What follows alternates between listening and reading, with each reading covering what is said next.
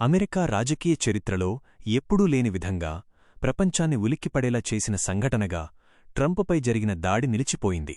ఒక సాధారణ ఎన్నికల ప్రచార సభగా మొదలైన ఆ రోజు క్షణాల్లోనే రక్తంతో నిండిన రాజకీయ చరిత్రగా మారిపోయింది. వేలాది మంది మద్దతుదారుల మధ్య ప్రసంగం చేస్తున్న డొనాల్డ్ ట్రంప్పై అకస్మాత్తుగా కాల్పులు జరగడం అమెరికా భద్రతా వ్యవస్థలపై కూడా పెద్ద ప్రశ్నల్ని లేవనెత్తింది. ట్రంప్ స్టేజ్పై మాట్లాడుతుండగానే ఒక్కసారిగా శబ్దం వినిపించింది. మొదట అది పటాకుల శబ్దమా లేక ఏదైనా సాంకేతిక లోపమా అని చాలామంది అనుకున్నారు. కాని అదే సమయంలో ట్రంప్ చెవికి రక్తం కారడం కనిపించడంతో పరిస్థితి మారిపోయింది. సీక్రెట్ సర్వీస్ ఏజెంట్లు వెంటనే ట్రంప్ను కవర్ చేస్తూ నేలకూల్చి అతన్ని సురక్షిత ప్రాంతానికి తరలించారు. ఆ దృశ్యాలు ప్రపంచవ్యాప్తంగా టీవీ స్క్రీన్లపై ప్రసారం కావడంతో కోట్లాది మంది షాక్కు గురయ్యారు. ఈ దాడిలో ట్రంప్ ప్రాణాపాయం నుంచి త్రుటిలో తప్పించుకున్నాడు. బుల్లెట్ చెవిని తాకి వెళ్లడం వల్ల స్వల్ప గాయం అయినప్పటికీ పరిస్థితి మరింత భయానకంగా మారే అవకాశం ఉందని భద్రతా నిపుణులు చెప్పారు. ఒక అంగుళం ఇటు అటు అయ్యుంటే పరిస్థితి పూర్తిగా మారిపోయేదని విశ్లేషకులు వ్యాఖ్యానించారు. అదే మాట ట్రంప్ మద్దతుదారుల్ని మరింత ఉద్వేగానికి గురిచేసింది. ఈ దాడి తర్వాత అమెరికా మొత్తం ఒక్కసారిగా ఉలిక్కిపడింది. ఇది కేవలం ఒక వ్యక్తిపై దాడి కాదు, ప్రజాస్వామ్య ప్రక్రియపైనే దాడి అంటూ రిపబ్లికన్ నేతలు తీవ్రంగా స్పందించారు.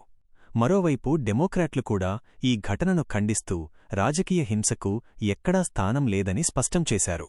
రాజకీయ విభేదాలు ఎంత ఉన్నా ఇలా ఆయుధాలతో దాడులు చేయడం దేశానికి ప్రమాదమని అందరూ ఒకే మాట అన్నారు. ఇక్కడే అసలు ప్రశ్న మొదలైంది. ఇంత భారీ భద్రత మధ్యలో దాడి ఎలా జరిగింది? సీక్రెట్ సర్వీస్ లోపమా? ఇంటెలిజెన్స్ ఫెయిల్యూరా?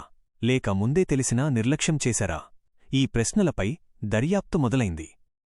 దాడి చేసిన వ్యక్తి ఎవరు? అతని ఉద్దేశ్యం ఏమిటి?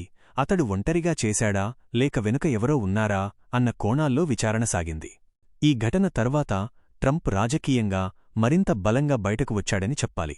రక్తంతో తడిసిన ముఖంతో కూడా ముష్టి ఎత్తి ఫైట్ ఫైట్ అంటూ చేసిన సంకేతం అతని మద్దతుదారుల్లో భావోద్వేగాన్ని రెట్టింపు చేసింది.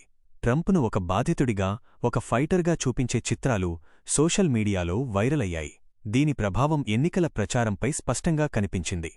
అయితే మరోవైపు ఈ దాడి అమెరికాలో రాజకీయ వాతావరణం ఎంత ప్రమాదకరంగా మారిందో కూడా చూపించింది. మాటల యుద్ధం ఇప్పుడు తూటాలదాకా వచ్చిందా అనే భయం సామాన్య ప్రజల్లో మొదలైంది. సోషల్ మీడియాలో ద్వేషపూరిత వ్యాఖ్యలు, తీవ్ర ఆరోపణలు, విభజన రాజకీయాలు ఇవన్నీ కలిసి సమాజాన్ని మరింత ఉద్రిక్తంగా మార్చుతున్నాయన్న అభిప్రాయం బలపడింది. ట్రంప్పై దాడి జరిగిన తర్వాత అమెరికా భద్రతా వ్యవస్థలపై సమీక్ష మొదలైంది. ఎన్నికల ప్రచార సభల భద్రతను మరింత కఠినంగా మార్చారు. ఇతర నేతలకు భద్రత పెంచారు. కాని అసలు సమస్య భద్రత మాత్రమే కాదు, రాజకీయ ద్వేషం పెరుగుతున్న వాతావరణమని విశ్లేషకులు చెబుతున్నారు. ఇది మారకపోతే ఇలాంటి ఘటనలు మళ్లీ మళ్లీ జరిగే ప్రమాదం ఉందని హెచ్చరిస్తున్నారు.